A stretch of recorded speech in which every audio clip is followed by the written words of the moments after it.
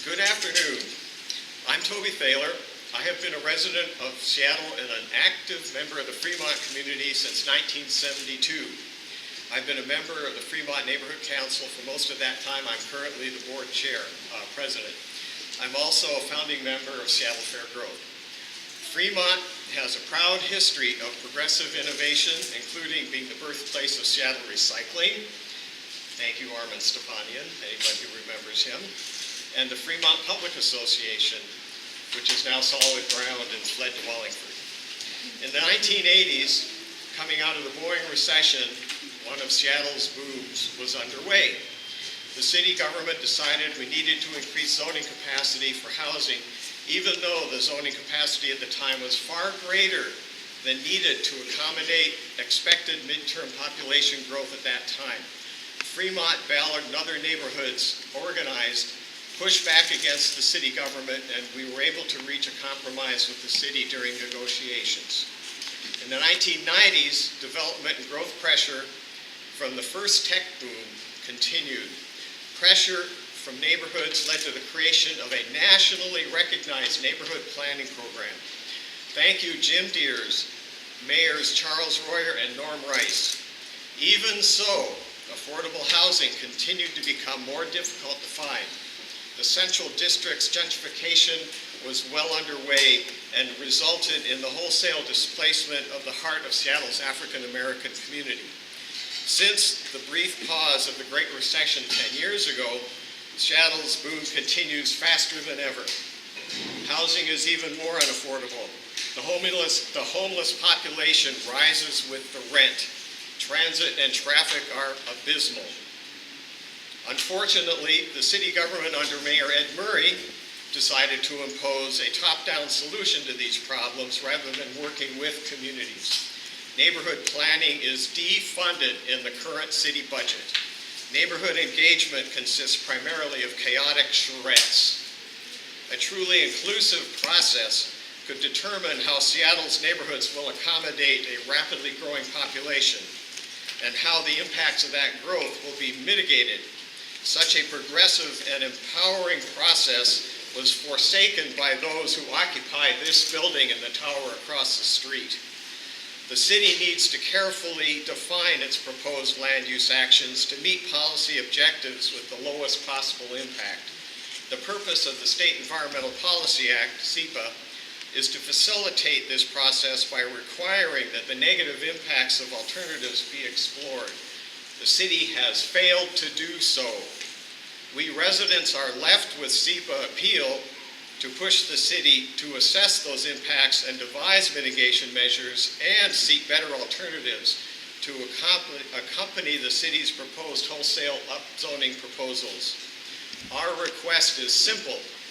We are asking the hearing examiner to require the city to honestly evaluate the problems that citywide upzoning is expected to solve, and to devise a range of alternatives that includes lower impact measures actually capable of meeting that policy objective.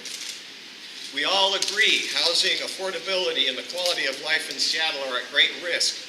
In fact, they have already been significantly eroded. We want the city to work with all interested people to develop solutions with less adverse impact on our communities. It is time for the city of Seattle to stop promoting policies that encourage more gentrification and displacement. Thank you very much.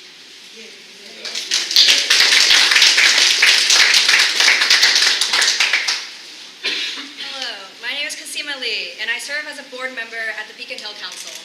I am going to read the following statement from our council. Our mission at the Beacon Hill Council is to advocate for a welcoming, diverse, and healthy Beacon Hill.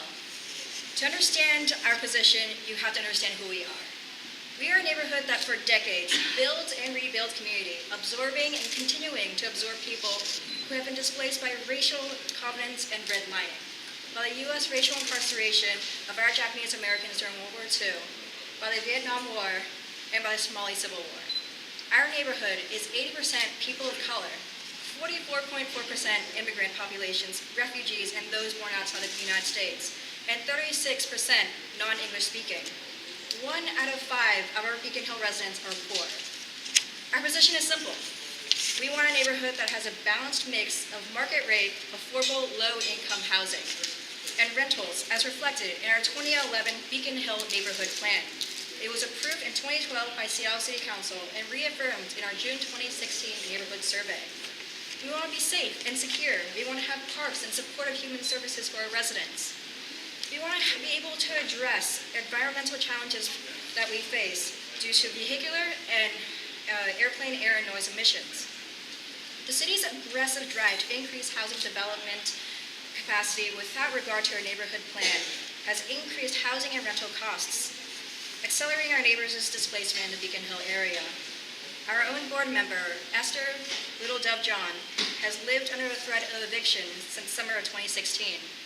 Her two-story apartment building in North Beacon Hill has been slated for demolishment, with a new four-story 42-unit apartment building with units ranging in size of 244 to 435 square feet.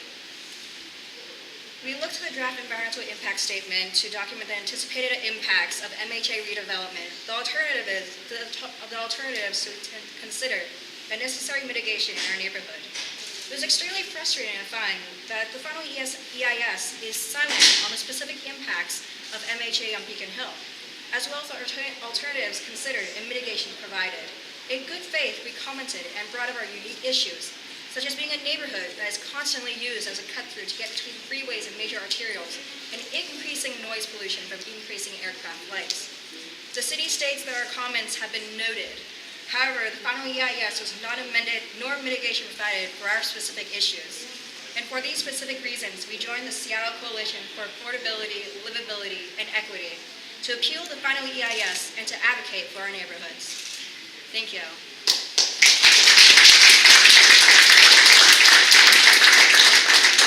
So we're ready for questions for us, Kasima and myself, and after that, any of the people here from the numerous groups, I believe who will introduce themselves briefly. Should we do that first?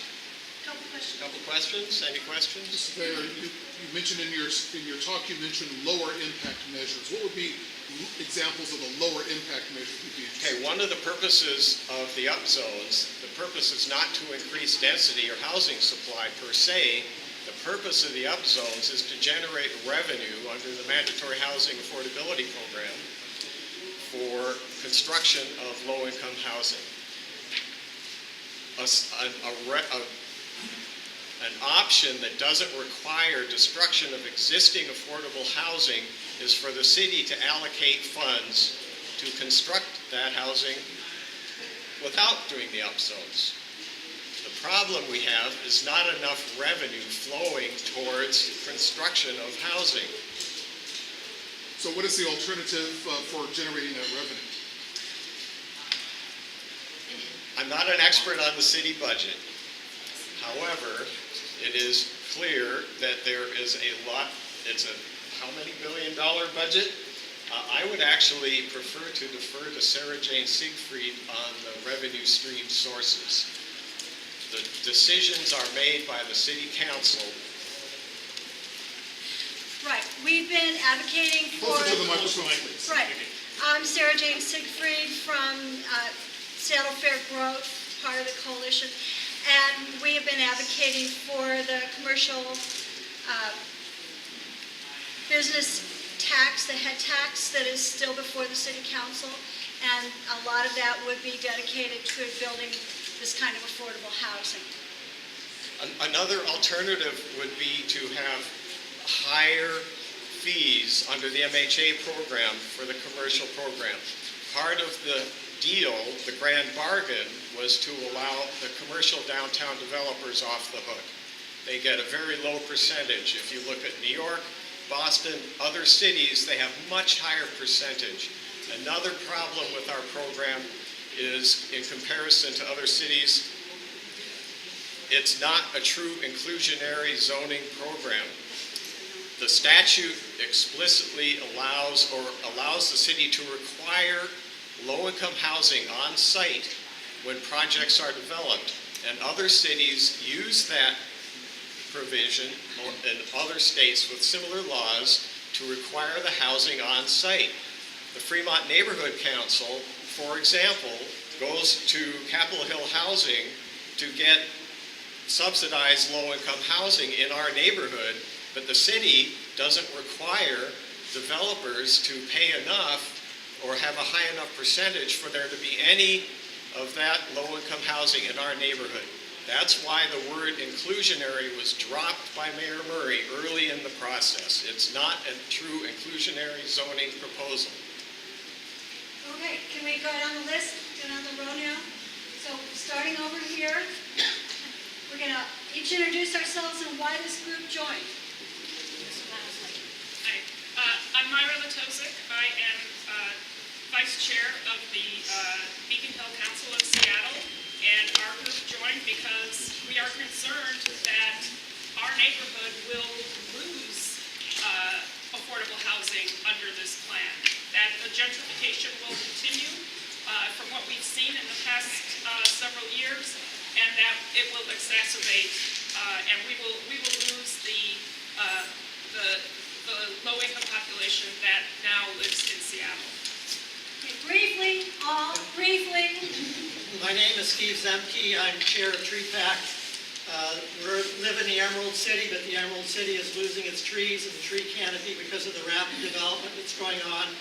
The city council and mayor have not responded with an updated tree ordinance, which would help address this problem for over 8 years now. So we're here because we need action to protect what's part of making Seattle a very livable city. South Park is to be included here. For the last 20 years, I've seen developers completely disregarding existing land use laws, often with the support and encouragement of land use planners from SDCI. And given the absolute lack of trust I have with the city's enforcement of current land use laws, I just can't imagine how much worse it's going to be once they implement this latest move of theirs. Kim Barnes, representing the Westwood Rocks Hill Arbor Heights Community Coalition. We've attended HALA meetings and outreach meetings, and we have expressed concern for displacement and also infrastructure concurrency. I'm Christy Tobin, Professor of the West Seattle Junction Neighborhood Organization. Our desire is for true collaboration between the city and our neighborhood in a way that our neighborhood can help shape how and where we accommodate density in a way that preserves our existing affordable housing, reduces displacement, and increases livability. None of those things are present in the plan on the table. I'm Deb Barker. I'm the president of the Morgan Community Association, also in West Seattle. And MoCA wants to have MHA fees that are required returned to Morgan Junction. I'm David Ward. I'm representing the University District Community Council. The biggest issue in the University District is displacement and unaffordability.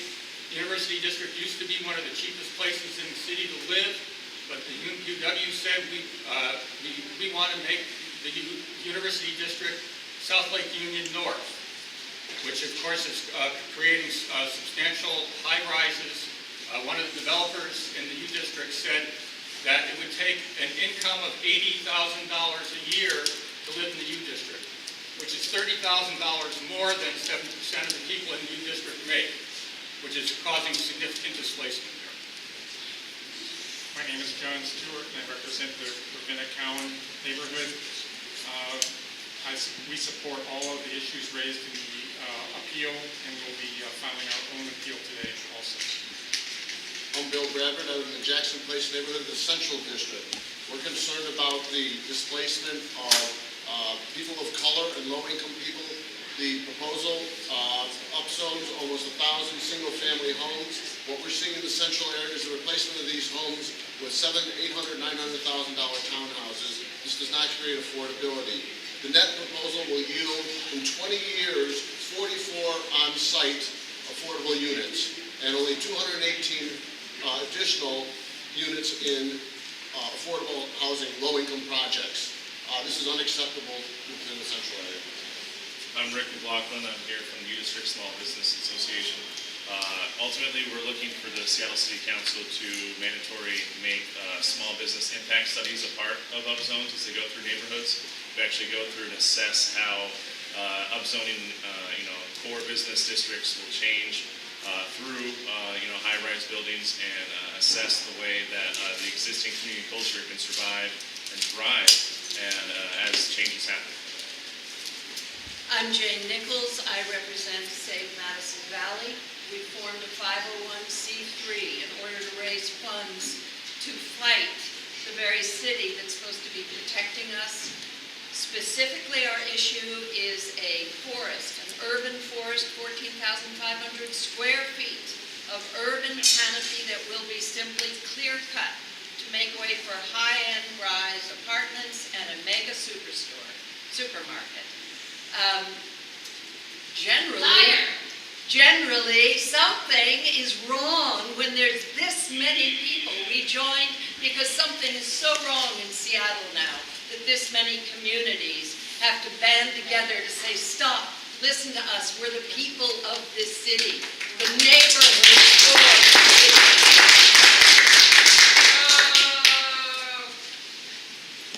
Hi, my name is Mary Pat Gleva. I'm with the Cherryville Community Council, which is also part of the Central District. And we're very concerned about gentrification. We're already seeing it in our community, and it's completely changing the whole makeup of our neighborhoods. We're also very concerned about the loss of tree canopy. And another thing is runoff. We're getting now a river is going down Cherry every time it rains because of all the development. One thing, getting faster, y'all. Hi, I'm Frank Fay. I'm representing the Wallingford Community Council. And we're concerned that the neighborhoods have a voice in this, and we're also concerned that we are residents who have invested into our communities, and these communities will be completely displaced by the gentrification called for under the MHA policy. The only beneficiaries of the MHA policy are the developers who get the money out of it. Hi, I'm Dawn Fitzgibbons. I represent the Baker Street Community Group. We have two very short things. One is that this proposal fails to identify emergency access and congestion issues on non-arterial streets, especially where the upzoning is proposed. And the second is the proposal fails to show how a tree canopy and open space will be preserved. As density increases, both are needed to maintain neighborhood livability and sustainability. My name is Guy Holliday from the Madison Miller Park community. I'm here because the city's plan incentivizes the destruction of affordable housing in our neighborhood, driving our neighbors out. We want more affordable housing in our neighborhood, not paid to be built somewhere else. I'm John Lisbon, president of Seattle Fair Growth, and we're just very proud to be here today to have brought this coalition of neighbors and communities together. We are not proud that we have to do this appeal. 2.5 years, or a year and a half ago, the city cut ties with the neighborhoods, but the neighborhoods are still here. All we're asking for is a fair assessment to work with the city as partners in mitigating and working with them to manage the growth, the unprecedented growth that Seattle's going through. I'm Steve Dunphy with the East End Community Council. Like many others, 60% of our residents are renters, and we feel that the upzone will displace existing affordable housing that is in our neighborhood now. Gary Clark, a Capitol Hill resident and member of Seattle Displacement Coalition. Our sign says it all. Thank you. Lisa Kuhn, I'm representing Seniors United for Neighborhoods, and we believe that this city should not be able to say to any senior, you are no longer of use to us, get out.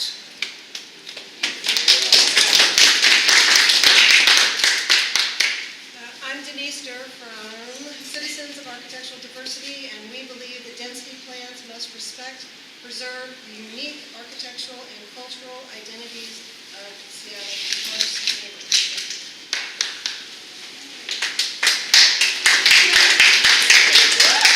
Thank you all so much. If you'd like to talk to any of these folks. Question for everyone very quickly. The mayor several locations she will be at in the next couple of days. How many of you will be in one of those locations? Pretty short notice. Thank you. And to answer the previous reporter's question about what are some of the economic ways this can be accomplished, the solutions for Seattle's housing affordability crisis is an excellent report that was put together, was started organized by Frank Schopp and the state representative, and put together by city council aides and religious organizations and a few others. It's an excellent report, which unfortunately was basically ignored by the HALA. It's available at seattlefairgrowth.org or .com, doesn't matter. Okay. And how soon will your appeal document be available? This afternoon. I mentioned this to someone via email, but please email it out to all of It'll us. go to the entire press. Great. How many of you allow tenants to even vote in your organizations? We're made up of tenants, primarily tenants. The Fremont Neighborhood Council allows any resident of the Fremont to vote. How many pro-HALA groups are not funded by Amazon, Facebook, or large corporations? Like Seattle for Everyone is. You don't know? That's a fair question. Can you answer that question? The president of our coalition is a renter. $1 million in pro-HALA money has come from corporations. We all are renters. How do you represent, you only represent your own? Of course, that's why we have Rich 26 neighborhoods. communities. My neighborhood is 30% median income, so take your BS out. Beacon Hill, not a rich neighborhood.